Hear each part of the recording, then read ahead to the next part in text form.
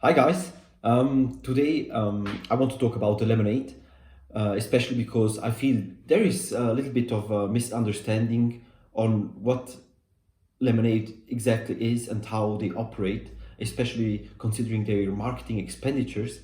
So there was, I believe, Dave Lee talked about it. He mentioned that their marketing expenditures are quite high, and also Chicken Genius. He also talked about it, I believe, and Paperback Investor.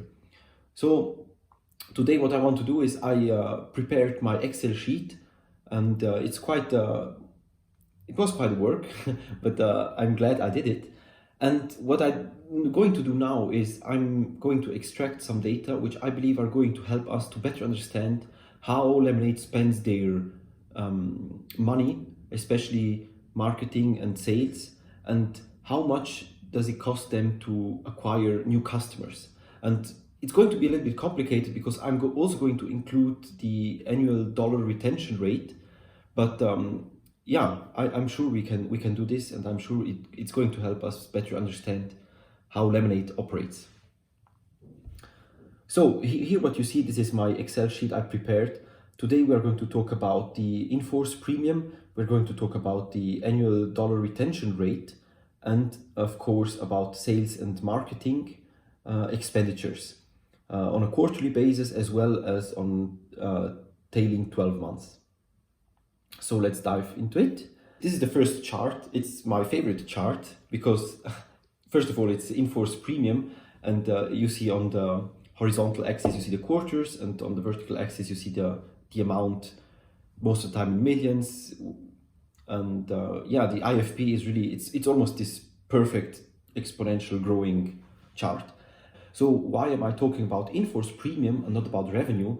The reason is in-force premium is much more stable for them and for us. And while Lemonade is a very young company, I feel like they didn't really figure out how they should deal with revenues and how much premiums should they give to reinsurance companies and how much risk they should bear themselves. So that's a little bit too complicated, and obviously they are changing, which is fine. They should take time to really figure out what's the best way for them. But because they are still in a trial and error phase, I think in-force premium is the way better measure to consider. Okay, so now you see the blue line is still in-force premium, and the orange line is tailing 12 months sales and marketing expenditures. And what this chart really shows, and I love it, it shows that while in-force premium is growing at an exponential rate, it's about 90%, I believe, on an annual basis. You see that sales and marketing expenditures, they are growing, but they are not growing as fast as in-force premium. And that's exactly what we want to see. So keep in mind this orange line because we are going to use it in the next chart. So on this chart, this is still the tailing 12 month sales and marketing expenditures. And this blue line is sales and marketing expenditures on a quarterly basis.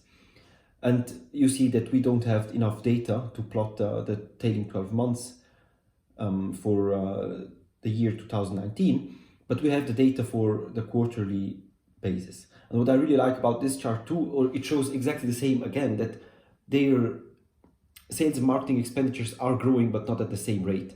I didn't want to plot the quarterly expenditures with the IFP because you can't even see the sales and marketing properly because IFP is growing so fast.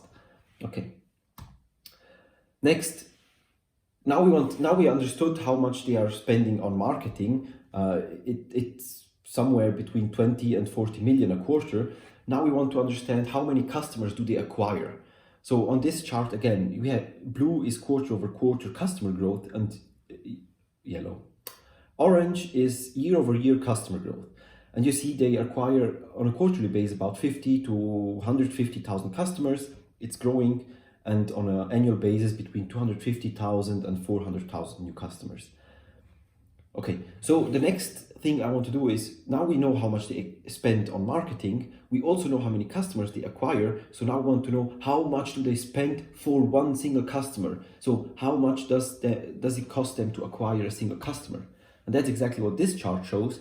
Again, blue is on a quarterly basis, so quarterly sales and marketing expenditures divided by new customers, and orange is on an annualized basis the expenditures divided by the customers. And as expected, the blue line is somewhat more volatile than the orange one, but what it really shows is that the expenditures are somewhat between $200 and let's say $300 per customer.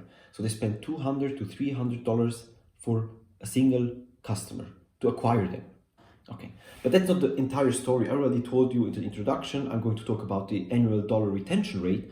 Why is that important? Because if you have $100 in-force premium in Q1 2019, you are not going to have $100 in-force premium Q1 2020, because some customers just say, yeah, you know what, Lemonade is not for me, which is completely fine. But so because they lose some customers over time, they will have to acquire these customers again. So of course, if they say we have 1 million customers in 2020 and we have 1.5 million customers in 2021, you would say, yeah, they acquired 500,000 customers. That's right. But if they lost in the same time 100,000 customers, they have to acquire 600,000 customers. So on this chart, you see the annual dollar retention rate. It starts at 67% and they improved it to 82%. ADR measures dollars. We are not talking about dollars, we are talking about customers. So we make, in this case, I'll make the assumption that their customer retention rate is equal to the ADR, which is a little bit tricky. Probably the customer retention rate is lower than the ADR, but that's not so important, because if the ADR customer retention rate is lower, their spending on a single customer is going to be even lower, because they have to acquire more customers with the same amount of money. But for purpose of simplicity, I will assume that customer retention rate is equal to ADR. So on this chart, you see exactly that. The blue line is sales and marketing expenditures per customer, and the orange line is exactly the same measure, but adjusted for ADR. And what we now see is that their expenditures for a new customer is somewhat between $150 and $200.